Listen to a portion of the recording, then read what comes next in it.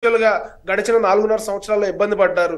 ఎవరైతే జగన్మోహన్ రెడ్డి చెప్పినట్టు డూడు బసవన్నలాగా తలకాయలూపి ప్రతిపక్ష నాయకుల మీద, ప్రతిపక్ష పార్టీల మీద బూతులు తిట్టి, ప్రతిపక్ష పార్టీ కార్యాలయాల మీద దాడులు చేశారో వాళ్ళనైతే ఖచ్చితంగా జాయిన్ చేసుకునే పరిస్థితి లేదు.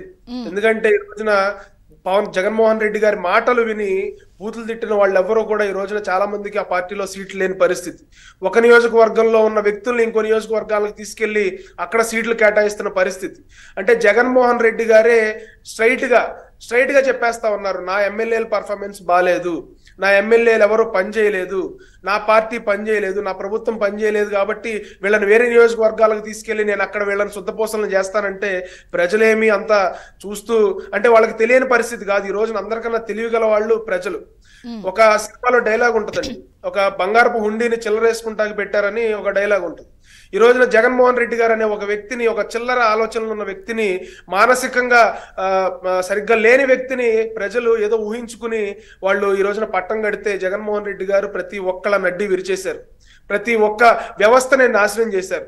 పోలీస్ వ్యవస్థ దగ్గర నుంచి, అంగన్వాడీ వ్యవస్థ దగ్గర నుంచి, మహిళల దగ్గర నుంచి, పిల్లల దగ్గర నుంచి, నిరుద్యోగుల దగ్గర నుంచి, విద్యార్థుల దగ్గర నుంచి అన్ని వ్యవస్థల్ని నాశనం చేసి ఈ రోజున రోడ్డు మీద ఎక్కడన్నా పోలీసు కనపడితే మనం ఏ పార్టీలో తెలుసుకోకుండానే వాళ్ళే చెప్పేస్తా ఉన్నారు, ఈ సరెండర్ లీవ్స్ రాలేదండి, మాకు ఏమీ లేదండి, ప్రోత్సాహకాలు ఏమీ లేవండి, ఈసారి ఖచ్చితంగా గవర్నమెంట్ మారిపోతుందండి అని చెప్పి వాళ్ళే చెప్తున్న పరిస్థితి. ఈ రోజున ప్రతి వ్యవస్థ కూడా అస్తవ్యస్తంగా ఉన్న పరిస్థితుల్లో నేను 125 అడుగుల విగ్రహాలను ఓపెన్ చేస్తాను, నేను అంబేద్కర్ గారి వారసుడిని నేనని చెప్పి జగన్మోహన్ రెడ్డి గారు ఎన్ని చెప్పుకున్నా సరే ఈ రోజున బడుగు బలహీన విగ్రహాలు వీకర్ సెక్షన్ కి జస్టిస్ అని చెప్పి పెడుతున్నా కూడా మరి సీట్లు జరుగుతున్నాయన్ని BC, ST, SC weaker sections వే కదా. ఇప్పుడు పార్థసారథి గారు ఒక బీసీ నేత ఇండి వచ్చేసిన కామెంట్స్ ఏంటో మనం చూసాము. ఇప్పుడు జొన్నలగడ్డ పద్మావతి గారు వీడియోలు చూసాము. మరి ఇవన్నీ కూడా స్టాట్యూలేమో ఇటు పెడుతున్నారు, చీటీలేమో మరి వాళ్ళవే జరుగుతున్నాయి.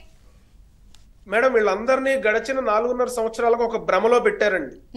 తాటిపల్లి ప్యాలెస్ నుంచి ఏదైతే స్క్రిప్ట్ వస్తుందో అది మీరు చదివితే మీకు మళ్ళీ సీట్ గ్యారంటీ, జగన్మోహన్ రెడ్డి గారు ఆశీస్సులు మీకు ఉంటాయని చెప్పి వీళ్ళని మాయ మాటలు చెప్పి జొన్నలగడ్డ పద్మావతి గారు లాంటి వాళ్ళను కూడా అసెంబ్లీలో జగన్మోహన్ రెడ్డి గారు పొగిడించుకుని ఈ రోజున వాళ్ళకి సీట్ ఇచ్చే సమయం వచ్చేసరికి మీకు సీట్ లేదు, వేరే వాళ్ళకి ఇస్తాము, లేదంటే ఎవరు డబ్బులు ఎక్కువ ఇస్తే వాళ్ళకి ఇస్తామని చెప్పి ఒక డ్రామా ఏదైతే జగన్మోహన్ రెడ్డి గారు తెరలేపారో దానికి కూడా వాళ్ళు విస్తుపోయి వాళ్ళు ఈ రోజున బయటకు వచ్చి జగన్మోహన్ రెడ్డి గారిని సూటిగా ప్రశ్నిస్తున్న పరిస్థితి.